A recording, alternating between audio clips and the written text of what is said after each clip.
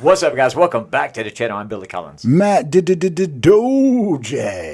And this is Magician. And the Jock. Mr. Doje. We have a girl in studio. This is so girl. cool. We actually attract girls. No, we have a rock star. Yeah. And this is your connection. I met you once, so introduce my our connection. Host, our guest. We met through the gym. This is Jessica Horton. I'll let you explain what you do because you can probably explain it way better than I can. Yeah. And you do so much. So, and we're going to dive in that. But we met at the gym. Yeah, we did. Performance Zone with Grant. Training, grinding every morning. I don't know if that's the word I don't I know. want to go So with, we won't go. We'll fix that in post. Yeah, grinding. But just tell us a little bit about yourself, where you're from. I am the owner of the Cottage at the Crystal Coast, which is Atlantic Beach and the Crystal Coast's newest event entertainment venue. We do all types of events, from weddings to private dinners, corporate retreats, any type of rental you want to do, we can handle over there. But we also are the first true entertainment venue. So when I say that, I mean ticket events. So I'm bringing nationally touring acts, different country acts, Americano, blues, you name it. We book different artists as well as do magicians.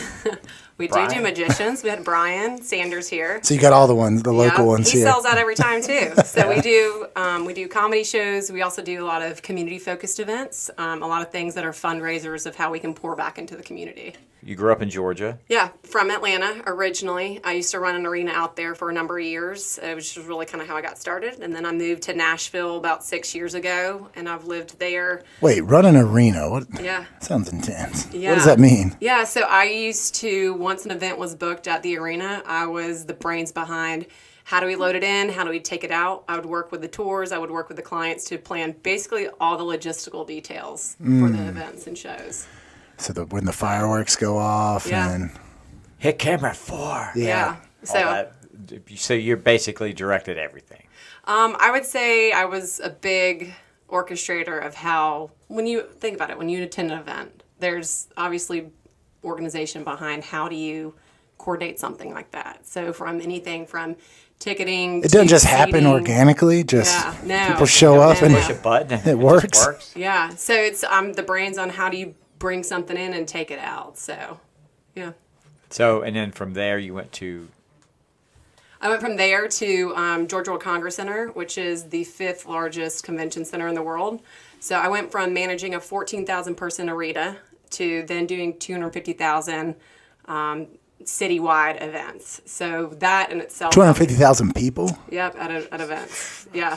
I basically upped the size of events that I was doing that were basically citywide. Yeah. So. Only like 20 times bigger than what you were. Yeah. Right? Yeah. Well, whatever. Your little numbers. We got 508 subscribers. Yeah, right? We have 3 cameras. But yeah. We have, and someone that switches the cameras. How cool is that? So is that something you went to school for? Or is how did you, because you got to be really good at that. Did you kind of just back into it? No, I was really blessed. So I actually went to school to work in sports. I wanted to plan big sporting events. So I had worked with the Chick-fil-A Bowl. I had worked with an arena football team.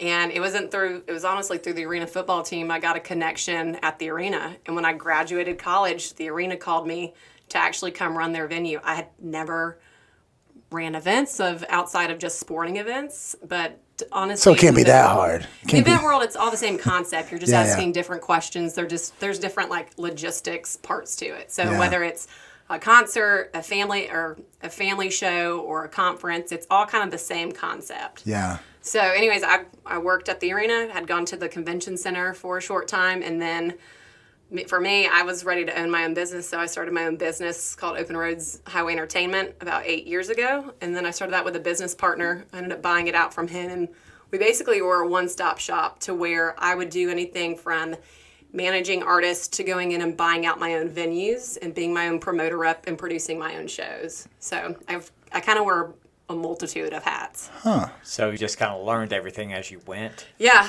Yeah.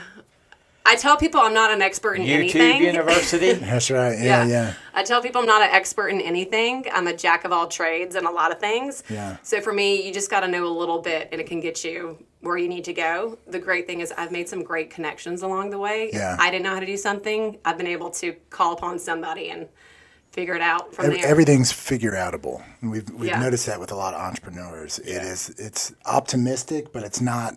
I'm gonna do it all by myself. 'Cause absolutely. There's only so much you can Yep. do.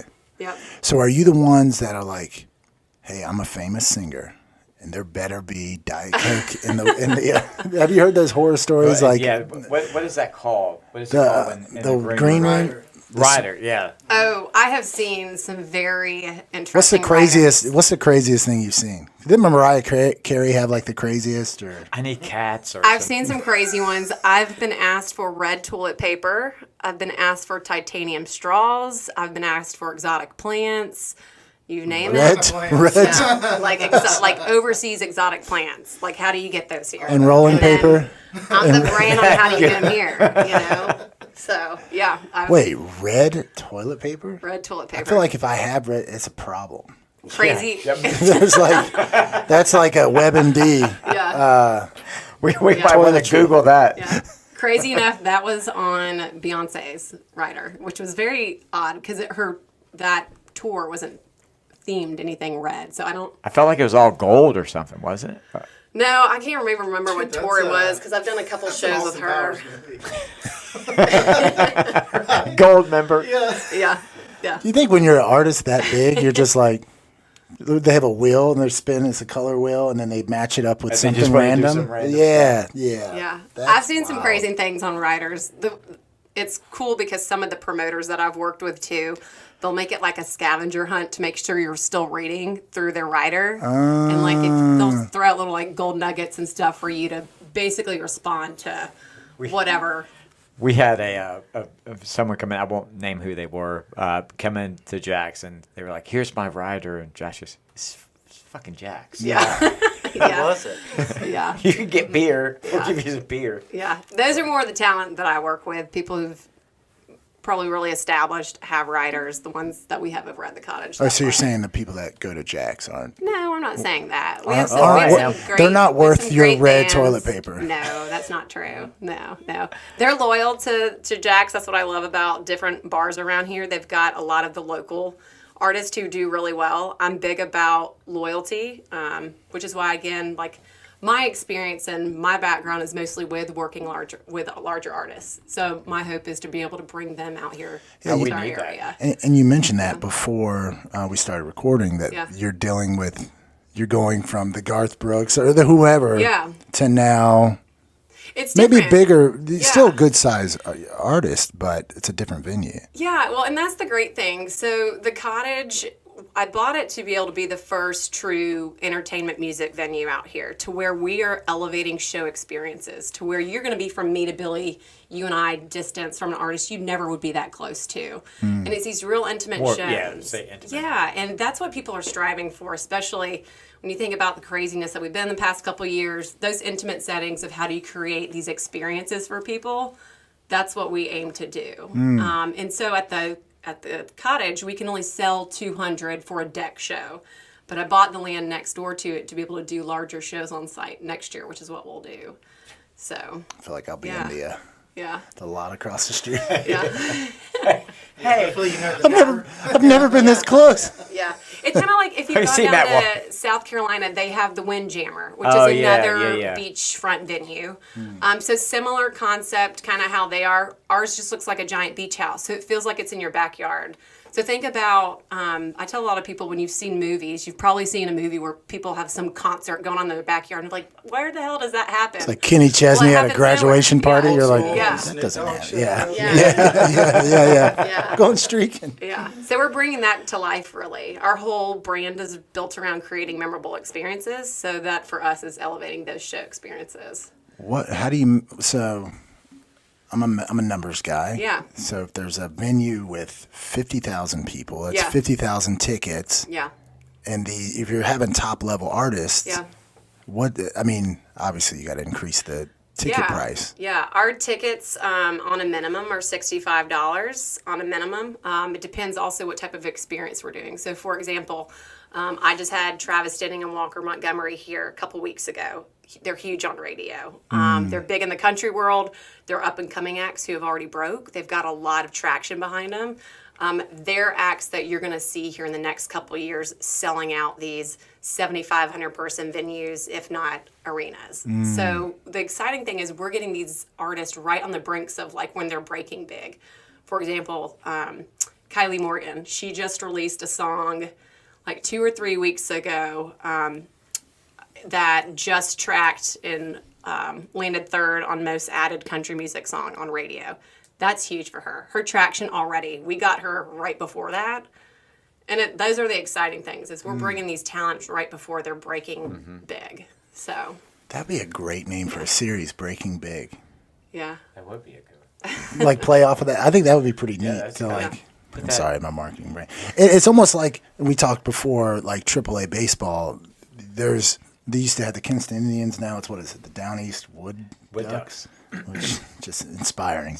But they're What a name. like part of the allure of going there is you're watching. You're like, some of these guys, they're gonna be in the show in Yeah. a year or two, Yeah. and you're getting a chance to Yeah, because you see. they're signing your You're going to kids remember those baseballs. moments, and you're going to Yeah. remember those games. You're going to say, I remember when they hit a home run at so-and-so.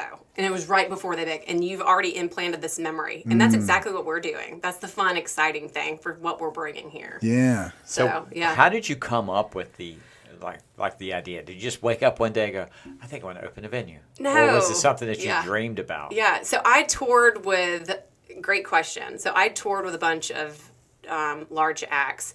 And I remember 12 years ago, back when I was at the arena running it, I had this vision of this event that was playing on my heart, something I knew I was supposed to be doing, forward thinking, not knowing what it is, how I get there, purpose of it, all that.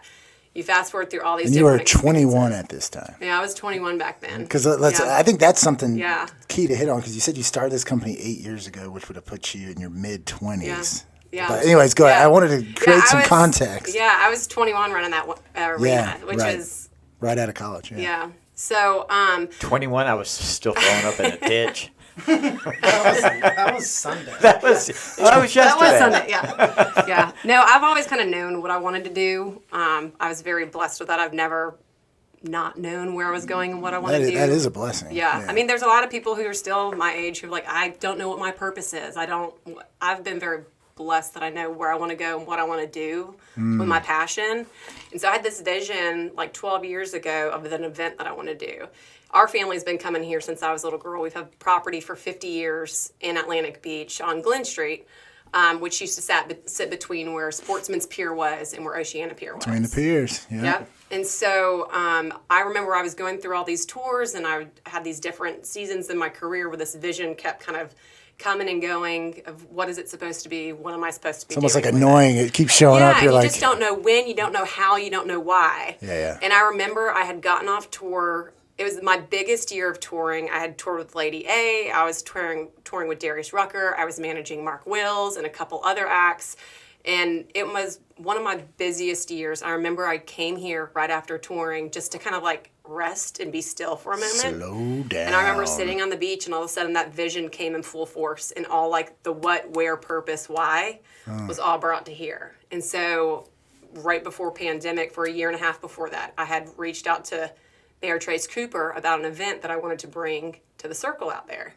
That event is still like in the works. Obviously pandemic paused it. And it was Yeah. crazy because that was a $1.25 million project that was mine. I fully was investing in on it. We had a whole team that we were about to announce right before the pandemic hit. And like I had Lee Bryce headlining, I had Eddie Montgomery, I had several other artists. Like Damn it, China. It was a big deal. Ruined everything. Yeah. But you know, like the pandemic affected a lot of people. I tried to really look for the positive in it. You would think You have no that, choice. It's like, we're yeah, here. and like we're you would here. think with something like that, where we're about to announce, and our team kept pushing back the pandemic. Obviously, this talk about COVID was coming up, and I had no clue what they were talking about when they were talking about Corona. I was like, "What? Like the beer? What is Yeah, it that I'm you're on board. talking We about?" can have Coronas, guys. Yeah, we're we good. like Corona. I had no clue what they were talking about, and then our team, when we realized how serious it was, we ended up pushing back, and then finally put the project on hold. And it's crazy because as much as I had financially invested in on it, I had this enormous amount of peace, like from the Lord, of just being like, just wait, something's coming. And I'm very spiritual. Like Me and the man upstairs are real connected. We're real tight. And all of a sudden, like a month later, my mom called me out of the blue when I was on my way out here to come to 4th of July, our annual family trip, and was like, Jess, the cottage is for sale. I think we should buy it. And as soon as she said it, I knew exactly why she was saying it. She was like, we should buy it so you can make it a music venue. And that will plant the seed for what you're bringing for the future. So honestly, one thing kind of turned into another. We ended up putting an offer in. Banks thought we were crazy. I mean, who invests almost $2 million You're going to do live in the music. middle of a pandemic, Right. you know, to buy a venue? And it was crazy on the fact of we had so much clarity, my mom and I did spiritually, of that's where like the Lord was leading us to, of like our purpose and the why. And one thing after another happened, and we ended up closing it in December 2020. We took 6 months to renovate it, make it our own, create our brand, create the culture and our whys and our purpose and our core values. And in May last year, we opened, and we've been off to the races since. Gangbusters. How do you control the burnout? It's hard. That's a real loaded question too. I think it's the passion. You're either in it or you're not. I've always known the spiritual gifts that I have, and I've always known that I was meant to do bigger things. And for me, it was all about wanting to create something with purpose behind it and heart. Because you can't fake that. You can't fake when somebody's passionate about something. And I think my vision, because it's so clear to me of what we're doing and why we're doing it, people get excited behind that and get excited and get behind it. And I just think that's something that when you're passionate about something, it keeps you moving forward. Putting the right people around you is important. Negative Nancy's, you can't have them. That's why I keep my circle really tight. For the purpose of being able to have positive thoughts and affirmations pumped back into me, you know. And it's interesting because you go all the time talking to these different people, and eventually like you get depleted. So you kind of have to rest and reset to recharge yourself just naturally. But there's moments where I'm exhausted, I'm depleted. Because even with this channel, I mean, there's sometimes I text him a couple weeks ago, because during the summertime it's real hectic for us. And same exact thing, by the way, what we're doing. So it's not a big scale what you were dealing with, but I also you kind of get like, God, I'm just tired, you know, a lot of stuff. But I was watching a show, and the whole time I'm watching a show, I'm like, that's a cool angle shot. That's a cool aerial shot. Yeah. I like the way the music transitions. And I text him, I'm like, do I have a problem because I'm doing this? But that sparked. Yeah. That little thing will spark, because this is what I love doing. Yeah. You know, I love filming stuff. You know, I read a lot of self-development books, help books, management. What's some of your favorites? I love John Maxwell. Yeah, I love leadership. Yeah. I love John Gordon. His books are quick, simple, and easy to read through really quick. And you can remember the points he's trying to point out in those books, which is what I love. I'm not a fast reader, but I like things that are quick that I can digest really fast and actually know how to apply it. Yeah. And so, like, to your question of, like, how do you keep going? It's right when you want to give up that something big happens. And for me, like, my faith is, like I said, is really strong on the fact of when I feel depleted, I just have to pray. And it's crazy because the things that I have prayed about have literally spoken truth into them of happening. So that for me has been really what's kept me accountable, is staying on track. Some people have different things that they lean into. For me, it's been a lot of faith. Well, that's what the Bible says. Pray for a thing as if you've already received it. So it's more of a thank you. And another thing, if you've ever read any Neville Goddard, he talks about living from the end, thinking from the end. So you've had this vision. Yeah. That's your reality, and it's just all roads are kind of leading to it, but your head is here. That's why it's hard to always tell people to, like, don't broadcast your desires. The Bible talks about go into a room, close the door, and pray. Yeah. Because it's a reality in your head, and then everyone else is looking. They're like, "What are you talking about? There's a pandemic with live music," and you're like, "I've seen it. I can't deny it. It's gonna happen one way or the other. It might as well be with me." Yeah. That's the thing that I love that you're mentioning that, because to me, my vision is so tangible. I can touch it. I can taste it. It's a reality. I can see it, because I believe in it that much. And I think to your question earlier of like, how do you get people behind that and supportive of it? You either are passionate about something or you're not. You either have heart in it or you don't. So for me, that's kind of the drive. I just honestly try to take a lot of time to make sure my mental health is great, because if mine's not great, how can I lead a team? So, that's another thing, is making sure your team's passionate about the vision that you've got going. Which is a lot of John Maxwell stuff. Leaders leading leaders type deal. Yeah, but it's important to take those breaks so you don't burn out. For me, Nashville has been my home for the past 6 years, and I just recently moved here a month ago. I never thought I would. I said forever, I was very nervous about moving here. When I bought the business, I was like, no, I'm not going to move here, because I never wanted to take away that excitement of what it's like coming over that Atlantic Beach Bridge. That is something truly special that I keep sacred. And so for me, I was just like, no, I'll figure out, how do I split 2 weeks in Nashville, 2 weeks in Atlantic Beach? I'll just do it. I did it for a year and a half. And then finally our business has just grown, and I realized... Can't serve two masters, yeah. Yeah, and I just was here more and more, which is great, because that shows the business has grown exponentially. And I slowly was staying here for a month, and then I'd go home for a week, and I'd come back for a month and a half. And it just became, at the beginning of the year, I was here for 3 months straight, and I was like, what am I doing? And then we had in May a couple changes happen, and I remember waking up, and every big decision I've ever made in my career has been those moments where I woke up and had so much clarity from the Lord, being like, this is what you're doing. I'm calling you to this. Just trust me and take a leap of faith. What was it? Let go and let God do. Yeah. And I'm telling you, I woke up that morning and I'd wrestled with it since January. Do I move here? Do I not? And then all of a sudden I was like, yeah, I had literally flown back to Nashville to go move into the new apartment with my roommate. And I called him and I was like, hey, look, Bill, I love you, but I've got to go. And he's like, it's about time. Yeah. You know what I mean? Like, I just knew. He's like, damn, Bill, you didn't have to say it like that. Yeah. No, he's my biggest cheerleader. Yeah. But that whole excitement when you come over the bridge, it never depletes. I've been here most of my life. Yeah. And every time I go over the bridge, it's kind of like... I'm kind of over it. I can to me, it's like taking a weight off your shoulders. Like, I can breathe when I come over that. To me, Atlantic Beach and the Crystal Coast area has always been the closest I feel to God and clarity of what my direction and path is of where He wants to use me with the gifts that He's given me. So, yeah, I just come back on the other side and have to go to Grant's class. Yeah. That's all my covenant puff in the morning. God. Yeah, my accountability, and he'll text me. He'll call me like, "Why did you not come in the morning?" Mm-hmm.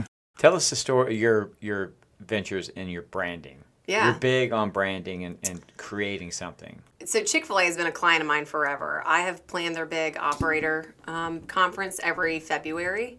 I've done it for the past, 6-7 years, and I'm the brains again behind how do we build that conference in what convention center we're in and how we take it out. And I've honestly learned a lot about branding through them and the company Brand Apart, who contracts me, of how do you brand and how do you stick behind when you're building an empire or whatever, something that stays true to the heart of the business. It's interesting because the heart of the Cottage is really from that concept of the vision that I had that really just feels like parts of my life. So the Cottage stands for creating memorable experiences, serving and caring for others, impacting our community, and being a light. So those 4 core values are really what we've branded everything that we do behind it. It's the heart of the business. Why we chose them really just came from who I am as a person, of the ways that I want people to remember us by how we made them feel.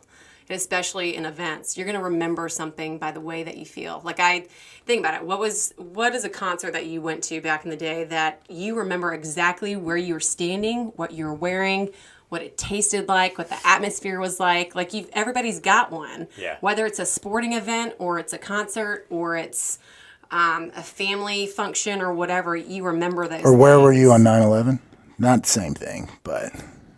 Well, that's going on. I remember that. Yeah, but that's bad branding, but it's emotional. Yeah, the emotional pull. Yeah. So, for us with the Cottage, that really was the basis behind the branding that we did. I'm very, as I mentioned to you, protective of the brand of what I'm building, because We're creating a culture that's positive. We're faith-based, and I don't feel like I should cover that up like some business owners feel like they have to. For me, the whole reason we have what we have is from what the Lord's blessed us with and the people that he's put around us. And so I'm just very particular. I can see the tie-in with Chick-fil-A because they're obviously faith-based as well. So did you derive from that Chick-fil-A experience or is it I've just over the years had so many great mentors and leaders that I have been under and around. I say in life you have dreamers, creators, and doers. I've been in rooms and settings with people who are the best of the best all over the United States. And I've really been able to learn tips and tricks from them on how do you create a successful brand behind whatever you're building. And, you know, when I think about Chick-fil-A and I think about the Publix, which is a grocery store, their brands, you know them because of the heart of how they serve people. And I always feel like when you lead a business with having more of a servant heart, the brand itself does really well because you're not thinking about what can you do for me, but what can I do for you? And I think when you lead with what can I do for you, your outcome on the culture that you create is always so much more positive. So, what do you think the difference between marketing and branding is? There's a cross blend between them. So branding is establishing the culture that you want to create. That's what it sounds like a lot is what you're saying is talking about culture. Culture's big. I mean, you got to think about it. The culture of who works with you, the vendors that we work with, we have 35 partners that we call that are part of our umbrella of our business. And all of them, the reason that they're partners is because they stand for what our core values are. They're an extension and a representative of our brand. They're not just a vendor, they're a partner. Yeah, and there's a difference in that. There's a difference in having vendors that you work with and partners. Partners believe in the culture you're creating because they stand behind it. So for us, I think branding goes more in depth on the culture and the core values of what you stand for and what you're behind and believe in and what you want to be remembered for. Where marketing is really like, how are we creating awareness and how are we getting our name out there and people to know about us? I always say that marketing, you have the brand, then you have the marketing. Marketing is the vehicle to get the brand out. Yes, absolutely. I think I heard it put marketing is what you say about yourself, branding is what others say about you. Yeah. Yes, and I like that. Marketing is definitely outbound. Yes. We exist. We've talked on shows before trying to overcome the obscurity epidemic that all businesses go through. Yeah. Yeah, because we've had some, from Anson belts to, great clips and stuff. Yeah. It's basically the same what you're saying. Is they have that vision and trying to get it out. And Chick-fil-A, I mean, obviously you got to have a good product too. Yeah. All that stuff's for naught if the food tasted like crap. Yeah. Like that's ultimately it's like, hey, all these pillars are great. We need to put on a good show. Ultimately, you want the customers. It's honestly about the customers. Like, what do they think about the services, product, whatever that you're putting out there? You want them to be the one who are word of mouth recommending it to other. So, I mean, you hit the nail on the head with that. But thank you. Yeah. You're dead. You're welcome. Got one. We're gonna start the video right there. We're gonna do a count of good input. Yeah, 1 mark. But do you ever have people that come up to you and say, hey, if you did it this way, have you had that yet? Yeah, you're always going to have that. I respect and I try to, but with the show, I get You ever thought of doing a zip line? Hey, you know what? Dude. If you had this on your show, it would be, I was like, yeah, okay. Everyone has an opinion, and I think we can all, the big thing is people want to be heard. And it's great to get opinions, but I think ultimately you have to be very mindful and strategic on when you ask for people's opinion to not take it offensive. Because most of the time, they're just giving you feedback, whether you take it and apply it or you don't. Yeah. When it's negative, that's something that I'm very particular of when I ask for certain opinions, just because you also don't want it to plant any negative seeds in your head to throw you off track. So again, going back to why you're doing it, at the end of the day, your vision, it's not for anybody else to understand it, honestly. And you're going to have people who don't believe in it or who aren't for it, and that's okay. And you're going to have people that think you're crazy for doing this or whatever. You're putting a venue on the beach. Let's say hate never comes from above, right? So I could make a recommendation for what you do, and someone who you really look up to in that space could make the same recommendation. Mine sounds like a hater. His sounds like this is constructive criticism because people can only take you as far as they've come, right? True. Like, so if you wouldn't gladly trade places with someone, don't take their advice. Yeah. As good as it could be. It's just not going to have any credibility behind it. It's easier said than done, but... Yeah. I think nowadays it's just being mindful of who it probably comes from and understanding that if it's negative feedback, it's okay whether you take it and apply it constructive or not. Just consider the source. Yeah. So if you had a young lady or guy come up to you and say, hey, I want to start this. Yeah. Disclaimer. Disclaimer. We got to make sure the guys get their credit. 2022. Yeah. Smash the patriarchy, Billy. But what advice would you give them if they wanted to start something and were too afraid? Just get started. I think taking the first step is always the scariest. Fear can paralyze you from even branching out to do the things that you're passionate about or visions or ambitions that you have. So I think it's just getting started, and it doesn't have to be on a big scale. A lot of people think when they venture out to do these goals, dreams, new businesses or whatever, that they have to have everything in order. You don't. You really just have to get started, and it can be on something so small, and then from that you build. You know? We have a saying, just press the record Just hit button. record. Yeah. Just hit record. Yep. And every time you do it, You're going to get better. What is it? Your first video is your worst video. Yeah. And no, that's true. Like I always say, you know what, you can gauge a goal by how, if it scares the hell out of you and excites the hell out of you too. Because if it just scares you, your God, your Holy Spirit might be saying, hey, there's oncoming traffic. Like if it only excites you, you're probably naive. You haven't counted the costs. You haven't you don't have much to lose. Yeah. I had some of the best advice given to me from a math teacher in high school who said, Jessica, get comfortable being uncomfortable. And I have remembered that to this day because... Was he a CrossFitter? No, he wasn't a CrossFitter. I think I heard them say that too. No.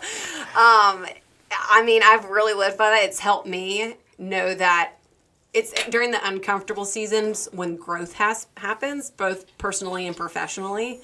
And that's when you're making a difference in just moving forward whether you're moving forward or moving backwards, at least you're moving, you know? And if it's negative or if you fail at something, it doesn't matter. You probably learned from it. You learn from every situation. Like fail faster. Yeah. You know? Yeah. What is it? No failure, only feedback. Yeah. I mean, you hear Robert Kiyosaki talk about that, Rich Dad, Poor Dad, like, oh, you went through a bankruptcy? Good. Get the first one out of the way. By 30. Les Brown talks about fail forward, you know. And what did Mark Cuban say? You just got to be right the last time. That's it. Yeah, that's good. It's like sucks. Boom. Yeah, that's good. I heard something about, speaking about crazy, I heard it this week, is people will think you're crazy until you're successful. Oh, yeah. Yeah. And it's funny when people hop behind your train then. Because at first you can't get people to hop on I always your train. knew she was going to... Yeah, it's true. Yeah, I was there from the beginning. Yeah. So. Everybody wants instant success, and nobody wants to struggle to get where they want to go. I mean, that's unfortunately the world and culture that we live in today. Everybody feels like they're deserving of everything, and we're not deserving of anything. And I think that's something to humbleize ourselves in and remember, and that honestly just to stay grounded with. What Jim Rome say, no one can do the push-ups for you. Well, and to gosh, I wish some people would. When you're talking about deserving, I remember when Matt was going, not to bring it back to Matt, but when you were going through Great point, Chris. When you were going through your stuff, you know, being up at the Giants. And, you know, I was a senior in high school at that point, and I remember just looking at my dad and be like, dude, this ain't fair. Yeah. I mean, it's not fair what's happening to him. And my dad looked at me, he said, I said, Matt doesn't deserve that. He said, if everybody got what they deserved, the world would be a lot worse place. Yeah, or the wages of sin are death, It's like, if you got what you deserved, it'd be a lot worse place. And I remember that just stuck with me because I was like, damn it, Dad, you're supposed to agree with me. Yeah, that's right. This is your son. I said, I'm 17. Yeah. That is, I mean, because you could have done that. Like, you said you put a big investment in, and then COVID went viral. And it is all how you interpret stuff. And we've done on shows before, like the successful people feel life is happening for them. Unsuccessful is happening to them. And if it feels like it's happening to you, success is almost a negative thing because it feels like you won the lottery. You have no idea how to replicate it. You're like, God is just some angry dude with a magnifying glass burning that ant and letting that ant live. And like, I hope I'm the ant he lets live. And but I mean, he's no respecter of person. So it's well, I think it's interesting too, because success is a funny word, because so what abstract. do you define as success?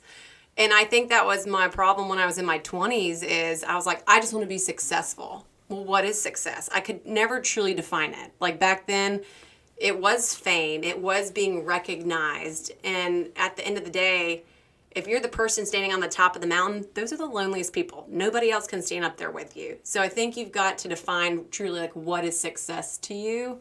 And I've learned that as I've gotten older and been around a lot wiser people. How has it changed? I think when I've had some real humbling moments to me, like for example, in Atlanta, I had a name for myself. I was running big venues. I was doing the biggest of the biggest events in the area. And then when I moved to Nashville, I expected that to transfer over and instantly have all this business and this and that. And that was very humbling. You walked in with like, the champ is here. Yeah, I literally with that mindset, being young and successful then really quick, it very much so humbleized me. And then anyway, yeah, so I think just defining what your success is important, because some people look at that as just fame, and it's not. It's not money. It's not all the big It'll change. It'll change. Yeah. Like, what did Drake say? People with no money act like money and everything. Like, when you get around really wealthy people, they don't sit around and talk about money. They don't talk about themselves or anything. And they'll say, money, you don't need to chase money. I'm like, well, dude, because you got it. Yeah. If you had this mindset back when you were broke, you would never have gotten money. Yeah. You get what I mean? So it's going to change. Yeah. See, I've always, and we live behind the idea too with our business, is never chase the dollar. When you're good to people, they'll be good to you, which is how the dollar always comes back. It's just the result, yeah. Mm-hmm. When you lead something with heart and you lead something with genuineness behind what you're doing, and you're not worried about what are you going to end up doing for me, it always comes back to you in tenfolds, and you get blessed more. So I've just experienced that personally, and obviously being around a lot of wiser people who've kind of taught me that when you're again good to people, it comes back. So and that's, I mean, honestly, sounds like karma. That's been good to me when you think about all these people I've toured with. When I bought the venue, I can't tell you how many people in the industry reached out to me so excited and encouraging for the leap of faith that I stepped out in. And they have shown back in so many different ways of my life, and everything that has led me to this moment all intertwines. All these different hats that I wore throughout the 12 years of touring and managing arenas and stuff like that, all of it's came back for me of so much clarity of I'm exactly where I'm supposed to be, doing what I'm supposed to be doing. I may not agree with it sometimes, for example, I didn't want to move here full time. I still was bound to Nashville, but again, spiritually, I felt like the Lord was saying, just trust me, so those are kind of those leaps of faith through spiritually I've kind of taken on. You know what? It's kind of like prioritizing flow, which sounds kind of woo-woo, but when you prioritize flow, like you feel where you're being led versus force. And the problem with using force, you can be very successful using force. Yeah. But that's where the burnout is insane. Yeah. Yeah. Because it's all based on your efforts. Mm-hmm. But so you're at the ripe old age of 33 now. Yeah. You sound like, you've had a whole career. You sound like she just signed up for AARP. She's like, I could just go.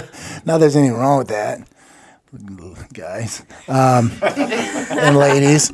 But so you're. I love the distinction between being content versus being complacent. Because you've all kinds of different things, and you're not saying what you're doing now is what I'm going to be doing for the rest of my life, but I'm happy if it is what I'm doing the rest of my life, but it could change. I still am doing, in the eyes of people, big things, and I am. And, I still get those little nuggets to where I get to go get my fix on doing a bigger show, meaning 30,000 people at a larger event. I still get my fixes on those, and those to me still excite me just because it keeps my craft and it keeps me professionally sharp. But what we're doing is different. Nobody else is doing these real intimate shows, settings of, or has anything like we have with the Cottage. It's a special, very intimate setting. You know, when we were, the other week when I had Travis Denning and Walker Montgomery in town, they looked at me and they were like, Jess, you've got something golden here. We've never seen anything like it. And I've just had so many great affirmations from these artists who are like, we can't wait to come back. And they're already wanting to come back. And that's what we want. Like, our whole vision is not only to create these intimate show experience moments, but also to have them come out and experience the Crystal Coast.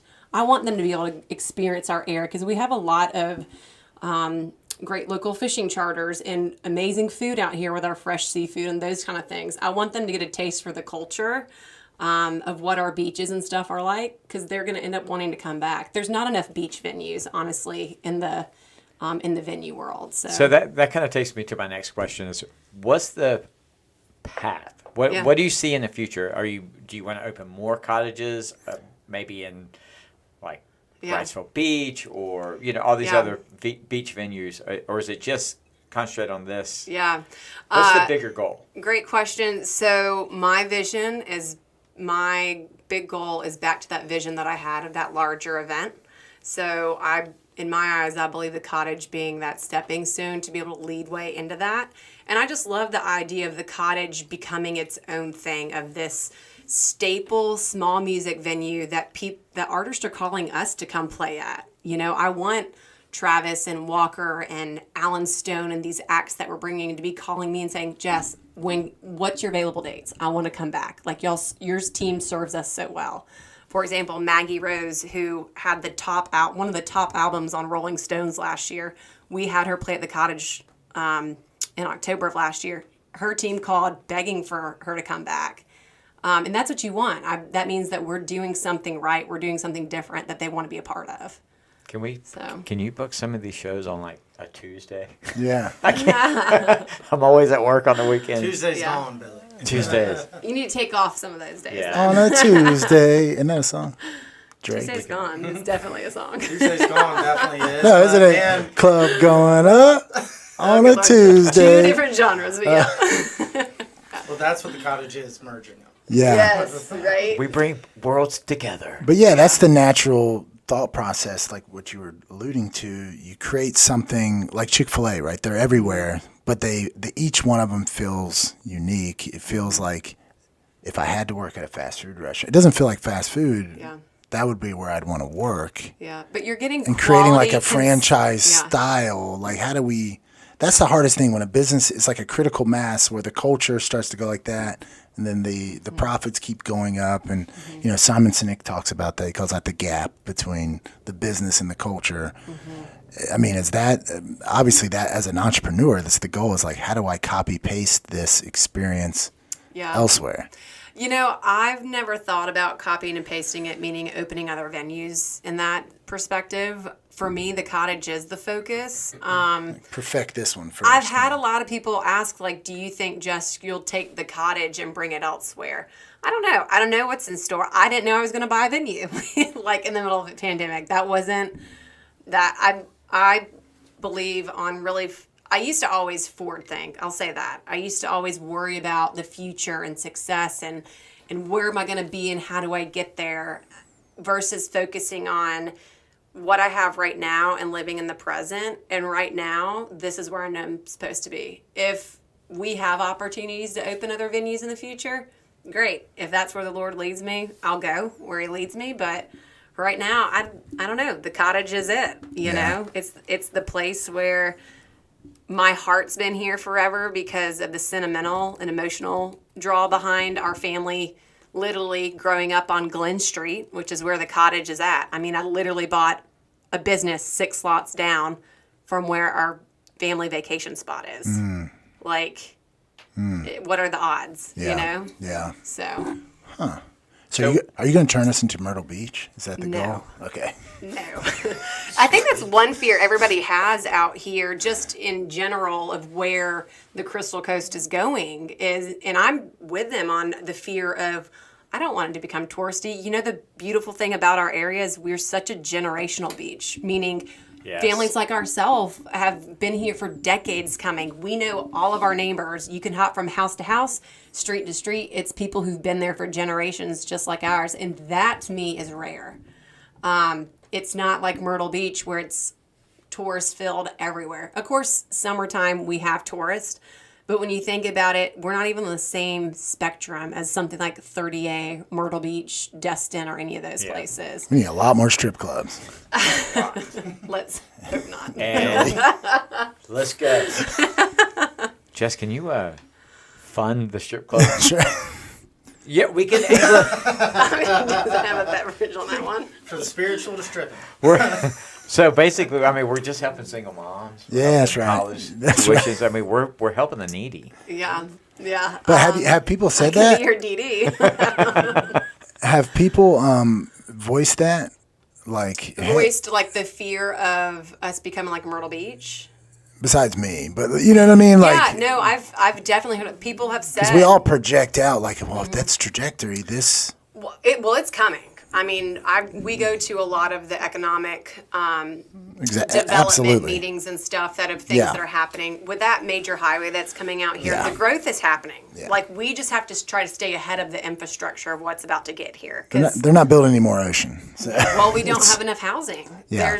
For what is coming, when you really think about infrastructure and what we're about to have coming the next 5 to 10 years, like, there's a lot that this area's got to get ready for, you know? I mean, even the last 5 years has been crazy. Crazy. Since being up in Insane. PA and then every coming trip coming back being like, okay, we got to start making our footprint here. Yeah. Yeah, it's growing, man. It's Which is a good thing. I mean, people don't like change because they like the comfort of it, but also change is good in a positive light too. It's necessary. You know, businesses, as much as locals here want to be like, oh, they're from off or whatever, their businesses thrive on staying alive because of tourism. Their money's green. You know? Yeah, that's what I love when people complain about tourists. I'm like, dude, if they didn't come here, there'd be nothing here. We need like, them. what are you We talking do need about? them, Are you crazy? You know? And the great thing is tourists are seasonal. So, yes, they're here in like the prime months of the summer and stuff like that. And your locals are more out and about in the winter months. But wait till February. But half the bartending staffs, they're like, oh, where's that tourist? yeah. Chris, what do we say when we were kids? Like, head on back to Raleigh, but leave your daughter here or something like that? Like, What do you mean, we? I don't know. Matt used to tell me that tourists were little fish that would bite you. And he would make me yell out, I hate tourists. He's like, I hate tourists. I'm like, dude, they're everywhere. Too funny. So you said a couple times like there's nothing like this. So for people that it's not like we have a huge frame of reference. Yeah. So what is different about it? I think going back to the one thing, this being a generational beach, that's just rare, and that's No, special. I mean about the venue, like what you guys are doing at the Cottage. Yeah. Oh, okay, sorry. Yeah, so I'm sorry. To answer that question, yes. So the Cottage, we are the only privately owned oceanfront venue on the entire coast of North Carolina. Hard concept, I know, to wrap your head around. I had to prove that when I bought it. So I do know that from the Tourist Bureau. That's exciting for us to say and really have something in our back pocket here that people have not known about something in our area. We are bringing something different on the spec of you look at our venue and it looks from the front of it like a giant beach house. Mm-hmm. It doesn't look like it's a music venue. A lot of people are like, oh, I thought this was like a rental home. It's like hiding in plain sight. Yeah. And that's honestly the charm to it because it makes for these real welcoming, intimate settings on events that we host, and it's not even like on the entertainment side. Like we're talking about just events that people are booking our space out for. Whether it's a wedding that's more intimate or if it's a corporate retreat, or if it's a private dinner. Like last night, I literally had a guy rent out the space just to do an intimate private birthday celebration dinner for just him and his girlfriend. And that was it. And like people do that, you know? What a simp. Yeah. What a simp. A simp with money. What a simp. I really asked him, I was like, are we proposing? Is I there tell they're something not married going yet. on? 7 years in, I'm like, babe, we're going to Plaza Mexico. And you're going to be happy. That's 200 seats, 65 a ticket, and there's only 2 tickets. So Yeah. I'm just thinking, easy at a little penny. Yeah. So, but people do that though. You know, we've had birthday parties, we've had family reunions. We've had celebrations of life where people have passed, and instead of doing funerals, they've done that, and which is really honoring, obviously, to be able to be a venue to do that. My big thing is really wanting to bring more of the corporate retreats out here, just from my connections we have so many secondary homeowners here who are from Raleigh. So why would you not want to bring your team out here to reset, recharge, be in an environment like ours, which helps you, honestly, like looking at the ocean helps you think clear. It takes that stress off. It like loosens the stiff walls, I would say, of like being in an office building, you know, like it opens your mind to be more creative. Yeah. We've got a big, I'm hoping to land it this week, but a former client of mine from the arena reached out wanting to bring a big conference out here for just his team in the sporting world, actually, of this new league that's coming out and starting, and it's kind of above one of the bigger football leagues. That's the most cryptic thing. Or just say, what is it? Well, not football, one of the bigger sporting leagues, and I'll leave it at Lacrosse? that. Cornhole. Oh, right. No, it's like a bigger sporting league that they're wanting to host their conference out here. Like, how big would that be for our community to say that we got something like that out here? It just opens such a bigger door to opportunities for us. And it's intimate here, so for those bigger, they can kind of come here and hide. Because you're not going to be, like, Michael Jordan was able to come fish in the Big Rock here. And he got mobbed, but it's not the same as... Yeah. And you think about our space is so private, which is the beautiful thing. So it's already homey, it's private for them to be able to reflect on past years and whatever they're building for forward future on it. That's exciting just to say that we have it. So fingers crossed we'll land that this week. So, and you've mentioned before, your skill set is the logistics and creating things. So you're not... Because from a business perspective, you think like, all right, riches are in niches. So just do weddings or just do concerts. But for you, it probably stays fresh. Yeah. Because there's family reunions, funerals. So the venue used to be a wedding venue specifically. Obviously, I bought it to do more than that. I've never done a wedding in my life until I bought that place. The weddings are what I always say, pay for the dream. Yeah. The weddings are our bread and butter that help us be able to produce these things that we're really wanting to bring here and create here. Because obviously I'm the sole investor on... God, weddings are cash cows, dude. Good Lord. They are. I mean, they're just great, and they're great sources of income for us, and it's great. I mean, with us being the only oceanfront venue, that's kind of hard to beat. I don't know if y'all have been over to the Cottage, but when you step on that deck... I haven't been invited.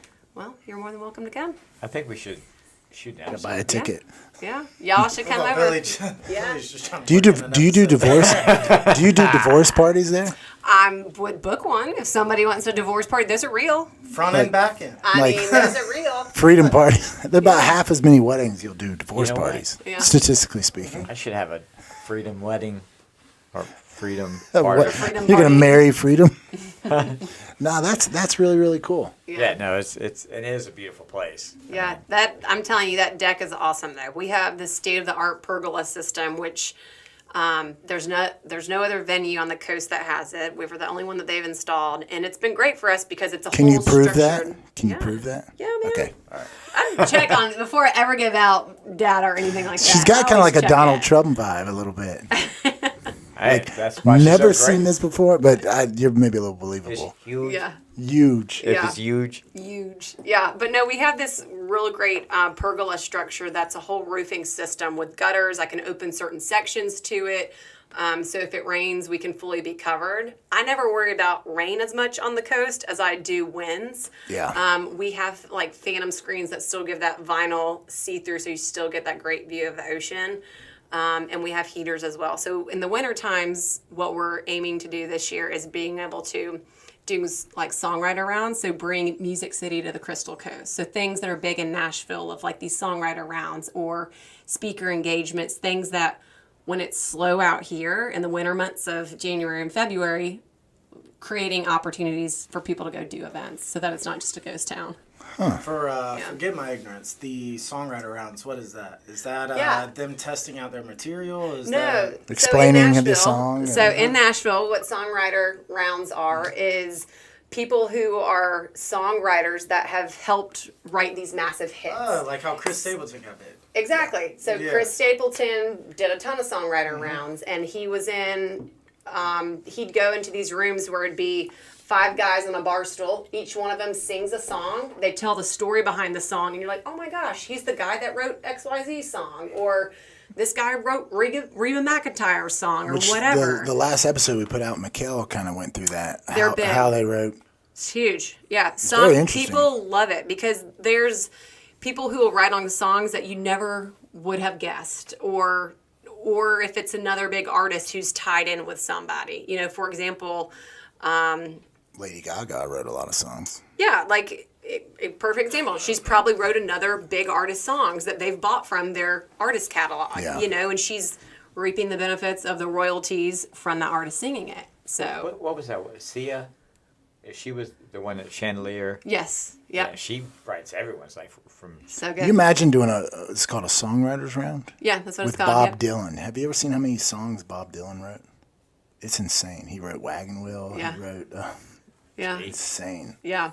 But, Songwriter Rounds are big in Nashville. They're all over. That's a real fun thing about when you go to Nashville. It's something that you want to see because it's a part of what Nashville is. You know, Nash Vegas. This place can kind of be like a satellite. You know, like you see big colleges and then they have their satellite college here. So you have Nashville and then the Nashville satellite. Yeah. You know? So like in Florida, they have a songwriter festival that's down there. Every artist in Nashville goes to it. And whether they're performing or they're just going to just be in the scene in the hopes of being able to be one of the songwriters at it, those are just it's a big deal. It's kind of like inside the actor's studio, if you've ever seen that show. Yeah. And for people who are worried about tourism. Yeah. You know, that's the thing that really, especially if it's winter months, like tourism's not that big. So that could be like a big local crowd. And think about it too, like January and February when our locals are here and there's everything shut out. They're shut down. Right. There's no restaurants are only open on Friday and Saturday. You know, like you're looking for something Sunday to Thursday to do. Somewhere to go. Yeah, that'd be awesome. You know, so that's our big thing is... I guess I'll come listen to Garth Brooks talk about how he writes songs and whatever. We'll see. But we do, outside of that kind of stuff, you know, we've talked a lot about music. We do a lot of events, nonprofit, that kind of pour back into the community also. So, like, for example, we wanted to be a part of the Atlantic Beach King Mackerel tournament last year when I bought it. Bought the venue. And we approached them of saying, hey, we would love to be a part of, like, your award ceremony or the captain's meeting. Like, how can we be a part of it? Well, they've had the same location since forever. So we actually approached them and pitched a whole event idea, which turned into the Sapphire Soiree last year. In one event, they raised in 30 minutes over $30,000, then over $50,000 for the entire event through an event idea that we pitched for them, which ended up pouring back into the community on money that went back to the local fire department for life-saving equipment. So stuff like that, outside of doing concerts and like other ticketed events, like our big community-focused events are a big part of what we do too. So we have that event. We do...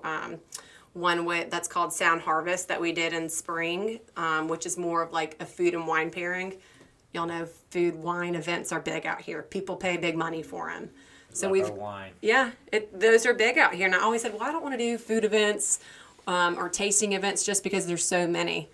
People love them out here. So like MF Chapel, the college is involved with that one, as well as Carter Local Food Network. And then a portion of what we do there goes back to Carter Local Food Network, which basically... helps local farmers in the area to keep those alive.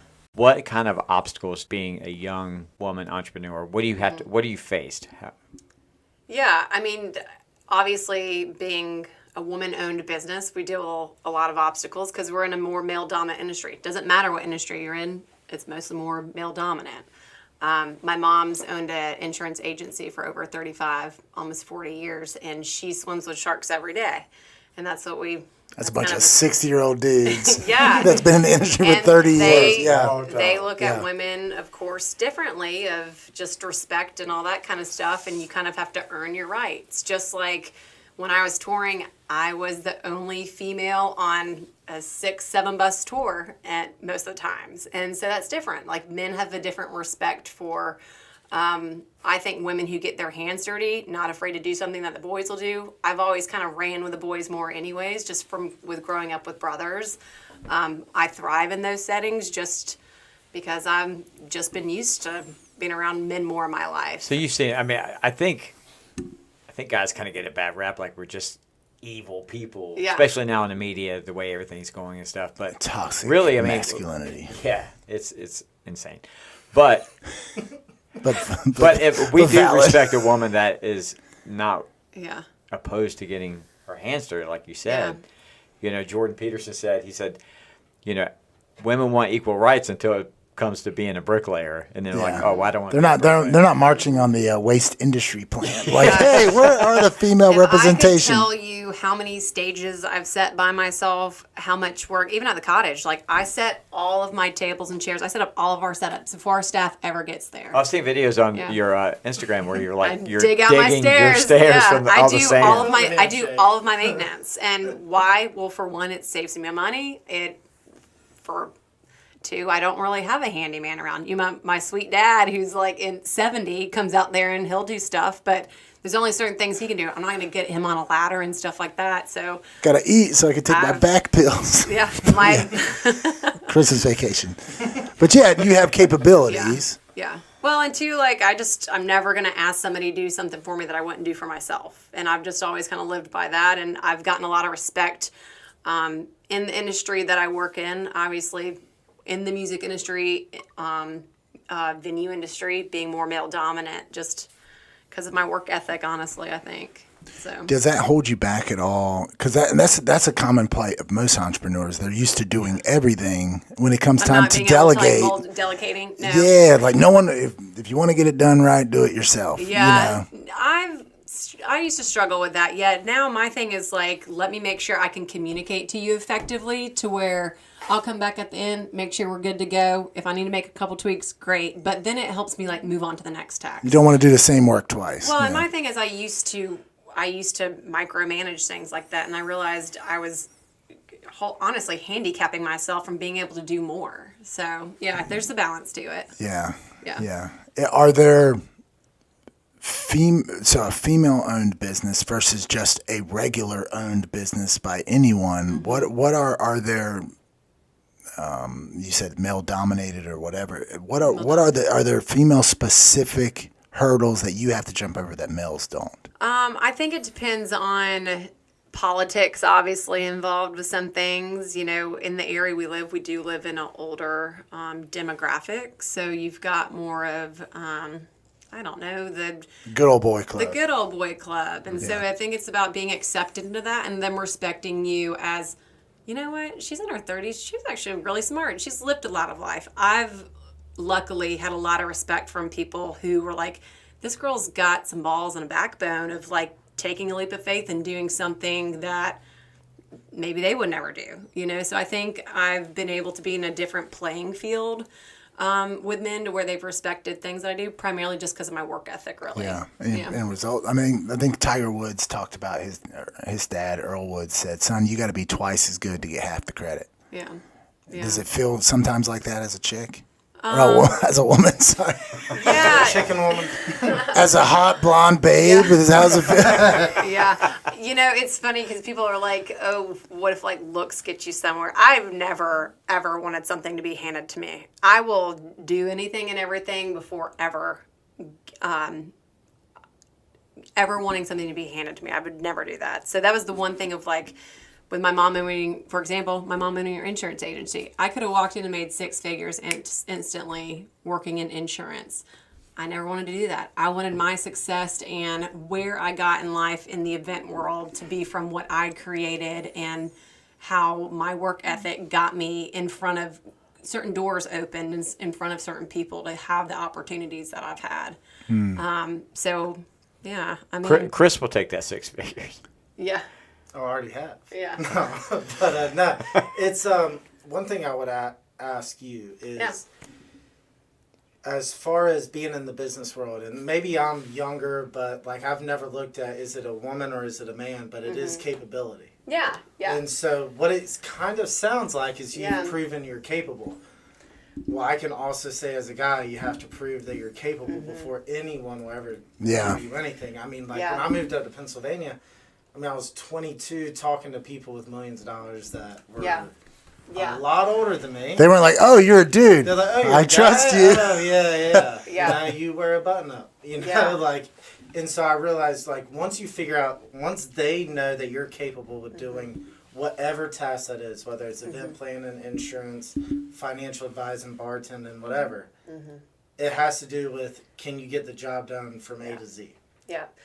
Yeah, it's also about relationships. At the end of the day, everything that we do is based on relationships. When you think about sales, people are trusting in you on something. Do business with who they like and trust. Yep, because they know at the end of the day, you're going to do what's best for them or best for their business venture or whatever. So I don't really try to look at it as like a male versus are we handicapped or whatever. You're too busy to think about challenges, that. But honestly, like I don't have the time. I don't have the time for that. Yeah. It's just, and I don't think it has to be because of your sex or your race. And that obviously there are factors, of course.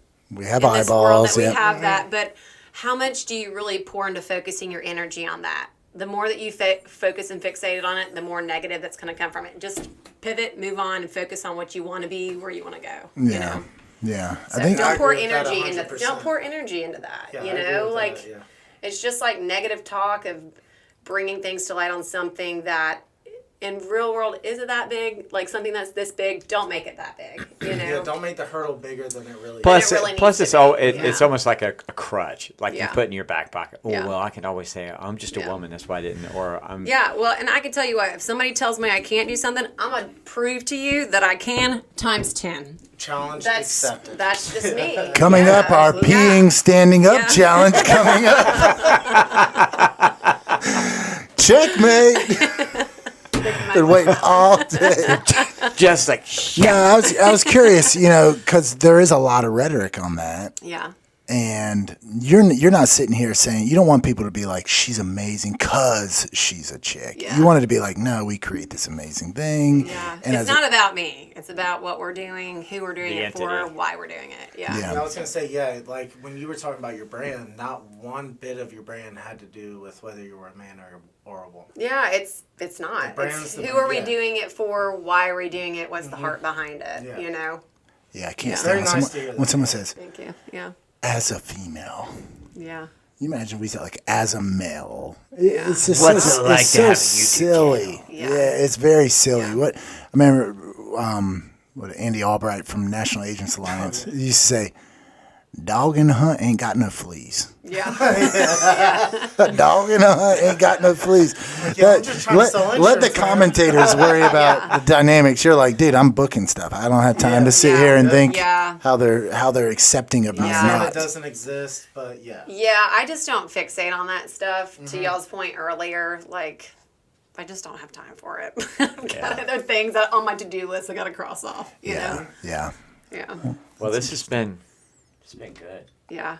Thank you so much for coming in. Yeah, thank y'all for having me. We've had some really fun topics. Yeah, it's been like we've back and forth. We gotta get you in the studio. We've just been so busy too, so I appreciate your patience on that. How do people find you? Yeah, so people can find us on Facebook and Instagram at the Cottage NC. Our website is thecottagenc.com. If you click on there, you can see how you can rent our space, different wedding packages that we have. And also, if you click on the live events page, that's where you can go buy some of our ticket events that we have. So, nice. Yeah. I'm looking forward to go see a couple of concerts. I'm going to do that. Are you going to have people sit in on the writers thing or just a retreat? Yeah. So the writers thing, we'll end up doing that in the winter months. We'll probably do a retreat to where they're writing songs. Coming in on Wednesday, Wednesday, Thursday, Friday, and then doing a showcase of the songs that they wrote on they're Saturday. actually coming in and writing. Writing at the venue. Yeah. You create it like a retreat. So they're down here, they're on the beach, they're all these different things, experiencing the community. Yeah. So, but y'all need to come. So the next one we have coming up is Larry Fleet. He's playing with Kylie Morgan. Larry Fleet just got off of Morgan Wallen's tour. Kylie, just like I told you earlier, had a big song that just hit radio on Ranked, so We've got her this month. I've got Maggie Rose coming back Labor Day weekend. We have Alan Stone, who's a big artist, coming in October. And then we have some of our community events sprinkled in there. How do we meet Carrie Underwood? And by we, I mean myself. Yeah, that's a hard one right there. For that since she went on American. I've had her like 5 or 6 times at the arena that I've worked at. I've worked with her multiple times. She's great. So it's going to happen, is what you're saying. I mean, He's so happy. I mean, What? my big I'm thing. not. Get what you are. It's not a matter of if, it's when. Yeah. That's right. That's right. You know, it's funny. I Can't explain the vision I'm having. I keep telling people, I'm like, Darius, who I worked with forever, Darius Rucker, he's going to come play at the Cottage. I'm going to speak truth into it. He's one of my big goals. He's a lot of the reason how we came up with our why and our core values, honestly, because he represents the industry so well. He's a lot of the reasons why some of the heart of the business is where it's at with the Cottage. So, like... And if you're going through a tough time, it won't be like this for long. Yeah. And that's a cut. And that's I think that's the exact way to end it. Awesome. Yeah, that's this is good. great. I appreciate you coming in. Did you have fun? Yeah, that was great. I loved good. it. Thank Had you a so good time. much. Guys, do us a huge favor. Hit the subscribe button. Smash the like button. And we'll see you on the next video. Peace. That was That awesome. was awkward. The flex. Yeah, why? Or the piece. The piece was awkward. Oh, the piece. I wasn't flexing, I was just showing